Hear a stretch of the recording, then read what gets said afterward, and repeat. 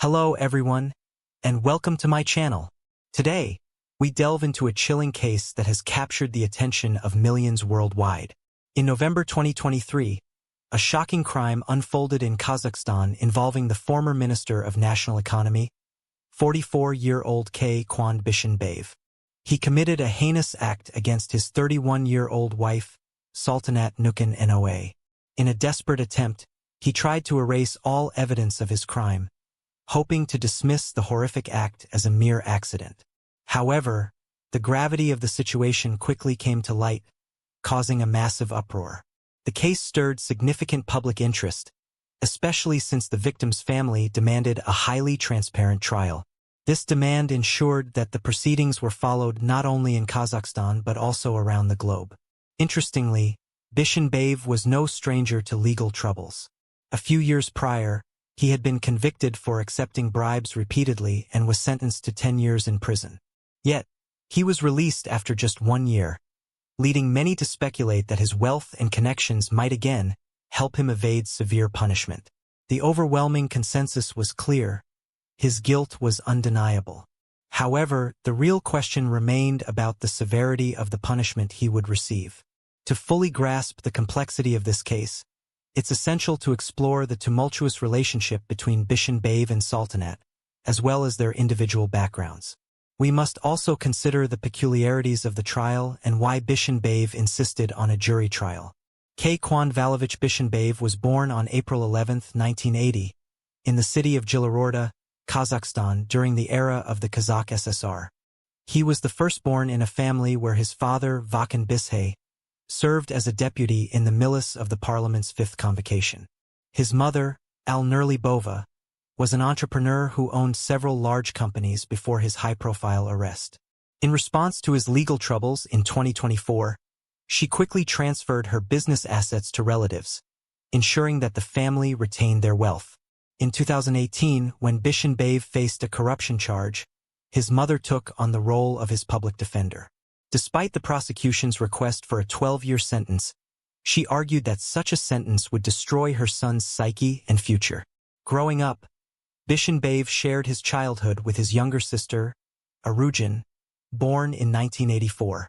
He was well-educated, holding 3 degrees, from the Kazakh Academy of Management, Taz University, and a scholarship program at George Washington University in the United States. At 26, he earned his PhD in economic sciences. Bishinbayev's career began in banking, followed by brief stints at the Ministry of Economy and senior positions in large companies. By 2016, he had ascended to the head of the Ministry of Economy, becoming one of Kazakhstan's youngest high-ranking officials. However, his tenure was cut short by a bribery scandal that landed him in prison for 10 years, though he was released on parole after just 1 year. Before the tragic incident with Sultanat, Bishinbayev had been married twice. His first marriage was to Agarim Rova in 1999, with whom he had a son, Alexander Valakin. This marriage ended in 2004. He remarried in 2006 to Nazim Karman Baba Galova, and they had 3 children over 14 years before divorcing in 2020. Sultanat Nukin Noa was born on May 15, 1992, in Pavlodar, Kazakhstan. She was the youngest of 2 children in a family where her father was a businessman and her mother an economist. Her uncle, Kirat Nanov, was a prominent political figure. From a young age, Sultanat had a keen interest in astrology, which she turned into a successful career. She provided detailed astrological services, gaining a significant following online. In the spring of 2022, Bishinbayev discovered Sultanat's social media profile and was instantly smitten. He attempted to engage her by requesting a consultation, which she initially declined since she only served female clients. However, his persistence eventually led to a business meeting. Despite her reluctance and her family's unease, Bishinbayev slowly made his way into her life, culminating in a surprising and unexpected proposal. Sultanat's friends were just as stunned by the sudden shift in her relationship with Kwan Bishinbayev. Only a short time ago, she had confided in them that Bishinbayev was certainly not the man she envisioned spending her life with, and that a serious relationship between them was unlikely. Yet, by December 2022, mere months after their initial meeting, The couple celebrated their union with a lavish wedding at one of Astana's most prestigious venues. Interestingly, they opted for a ceremony in a mosque, following traditional rites, but didn't legally register their marriage, making them civil partners rather than legally wedded spouses. Following the wedding, Sultanat's demeanor towards her husband changed dramatically. She frequently boasted to her friends about his intellect, his ability to engage in stimulating conversations on any subject, and his purported innocence in the corruption scandal for which he had been briefly imprisoned. She passionately defended him, insisting that he was wrongfully accused and had been imprisoned for crimes he did not commit. To outsiders, they appeared to be a happy couple. Bishan Bey lavished her with gifts, and she affectionately referred to him as the most golden husband, expressing no regrets about their union. However, the facade of a perfect marriage started to crack not long after their wedding. The couple moved into Bishan Bey's parental home, occupying the second floor while his parents resided on the first. Bishan Bey's mother, Almira, attempted to make Sultanat feel welcome, shielding her from mundane chores and showering her with gifts. Despite these efforts, Bishan Bey's temper flared at times, creating tension within the household. Sultanat avoided inviting her own family over, as their presence irritated Bishan Bey and often led to arguments, a fact she kept hidden from her relatives. The first clear warning sign emerged during a New Year's Eve celebration. The family had planned a small gathering, but tensions rose when Bishan Bey's cousin, Quand, and his wife unexpectedly brought gifts. Caught off guard without reciprocal gifts, Sultanat decided to give the cousin's wife a bottle of expensive perfume that Bishan Bey had recently purchased for her. This act infuriated Bishan Bey, who accused her of misusing his money and hurled insults at her. The altercation escalated quickly, culminating in Bishan Bey overturning the dinner table, ruining the celebration. Sultanat's brother, Aybek, witnessed the entire scene, leaving him deeply shocked. The next day, Sultanat confided in Aybek that her husband's behavior had become increasingly erratic since their wedding, and she was at a loss about the cause. Aybek urged her to leave Bishan Bey and return to their parental home, but Sultanat refused, still hopeful that the situation would improve. 2 months later, the situation took a darker turn. Sultanat sent Aybek selfies showing her face bruised and battered. She pleaded with him not to ask about the circumstances. Worried, Aybek tried to reach her, but to no avail. He then contacted Bishan Bey, who coldly told him to mind his own business and refused to disclose Sultanat's whereabouts. Fortunately, she was eventually found at her parents' country apartment. Despite her family's pleas, Sultanat returned to Bishan Bey, convinced that she could salvage their marriage. For a time, Bishan Bey behaved impeccably, showering her with gifts and promises of change. The couple even vacationed in the Maldives, where they seemed blissful in photos. However, those same vacation photos later revealed bruises on Sultanat's body during the trial, suggesting violence even during what appeared to be happy moments. Back home, Sultanat's life continued to deteriorate. She lost significant weight, became reclusive, and began wearing long-sleeved clothing to likely conceal further bruises. She stopped her astrology consultations and limited her social media activity to posts about her seemingly perfect life with Bishan Bey, who had now taken complete control over her, monitoring her communications and restricting her movements. Her ordeal became so severe that even a close friend, upon hearing about the abuse, urgently advised her to leave Bishan Bey. However, Sultanat dismissed the suggestion, insisting she just needed someone to listen, not to interfere. The couple sought help from a family psychologist, but Bishan Bey insisted on choosing the specialist, who, during their sessions, seemed to blame Sultanat for the marital issues.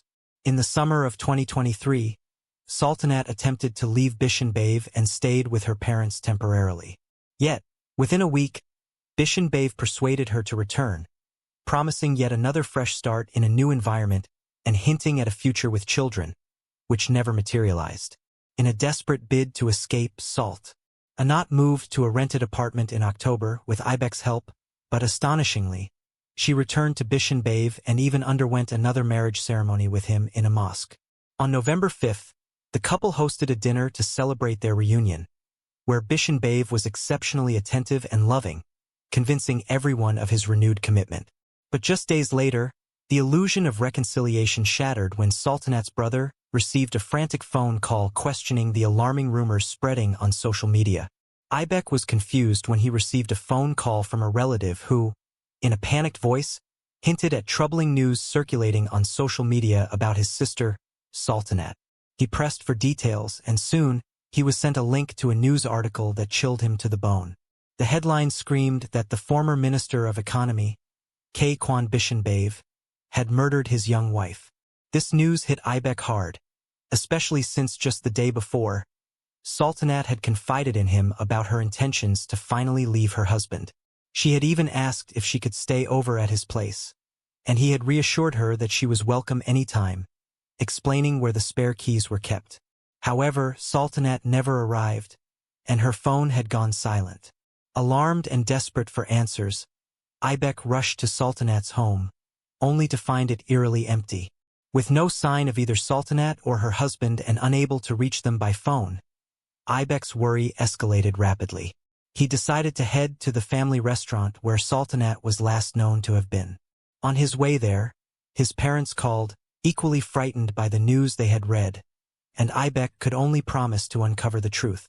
Upon arriving at the restaurant, Ibek was met with a grim scene. The police were already there, and as soon as they realized he was Sultanat's brother, they offered their condolences. They revealed the heartbreaking news that Sultanat had died before medical help could arrive.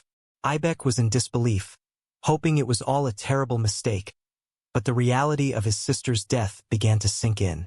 As the investigation unfolded, it was revealed that Kwan had already been arrested and taken to the police station as the main suspect.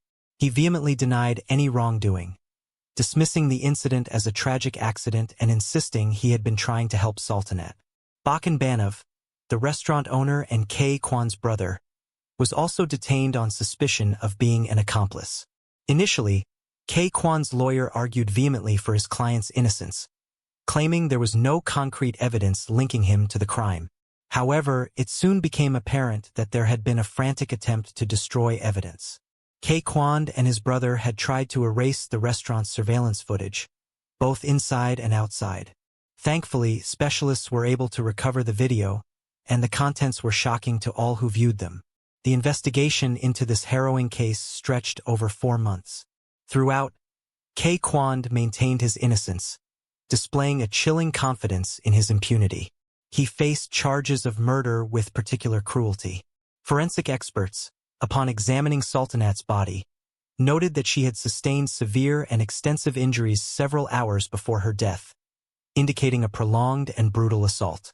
The reconstructed events of that tragic evening began to paint a vivid picture of the couple's last hours.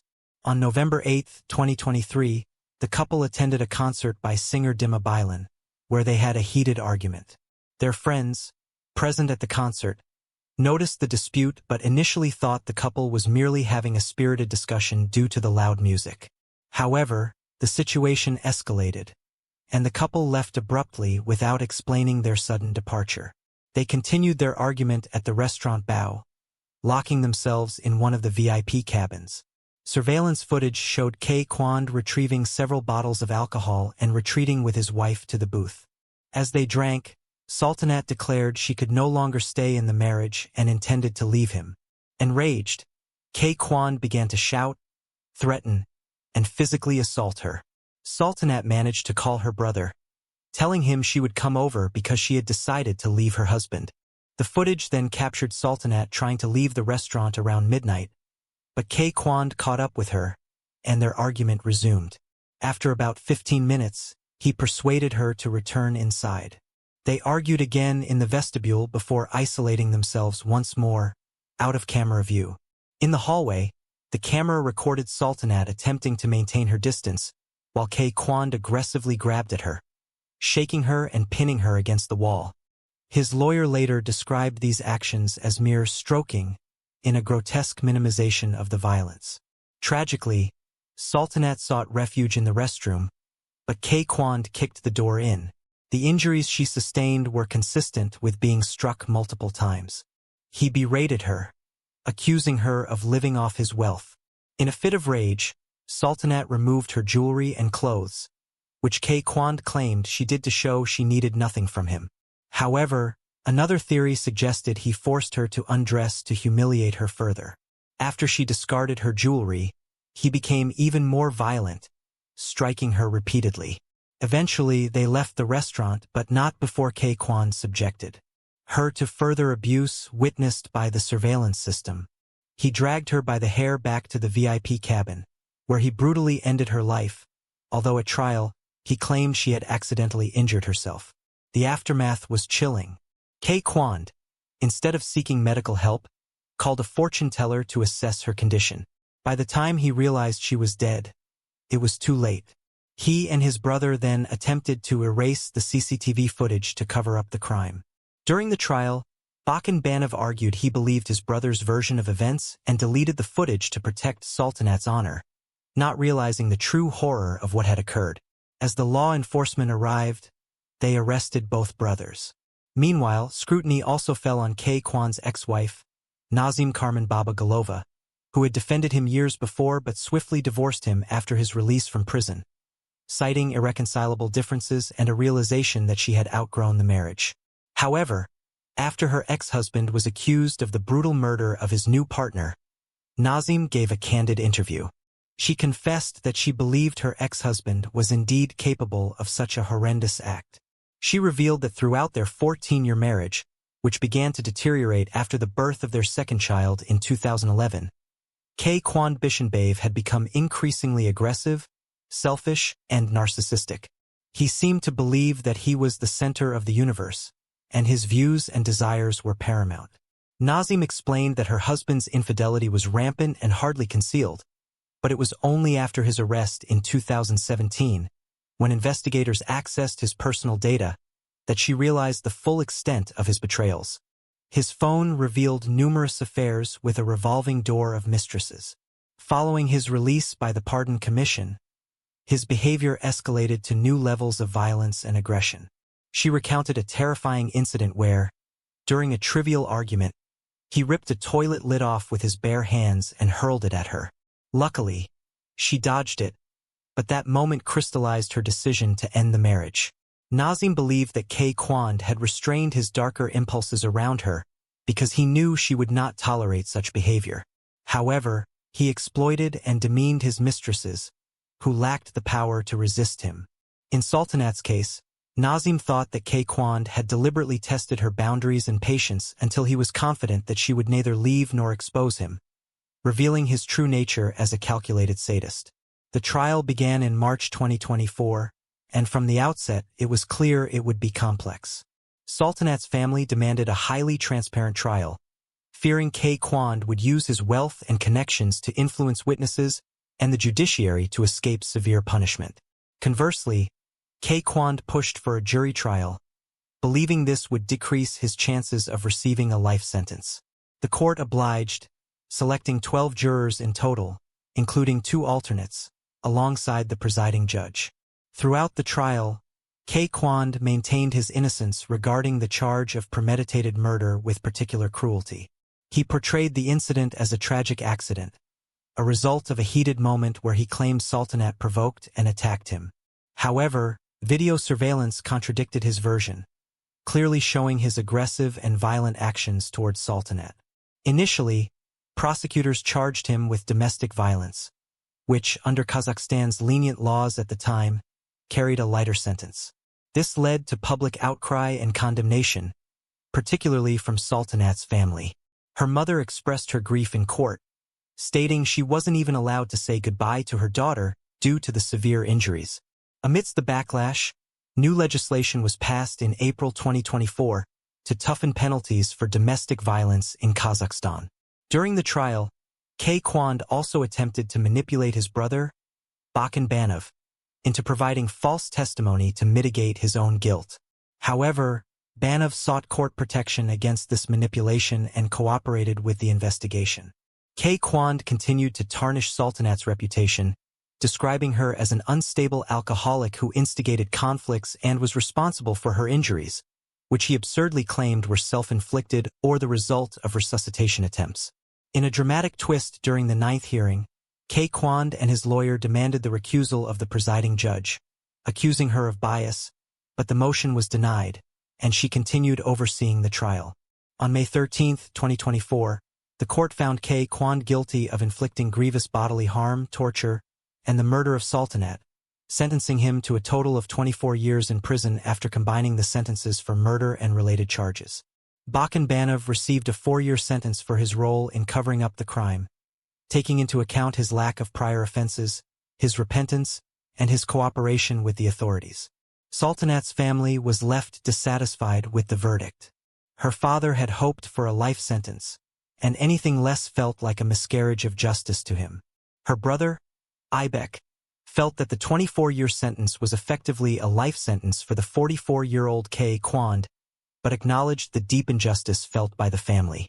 Thank you for watching, and don't forget to subscribe to my channel for more shocking and eye-opening stories.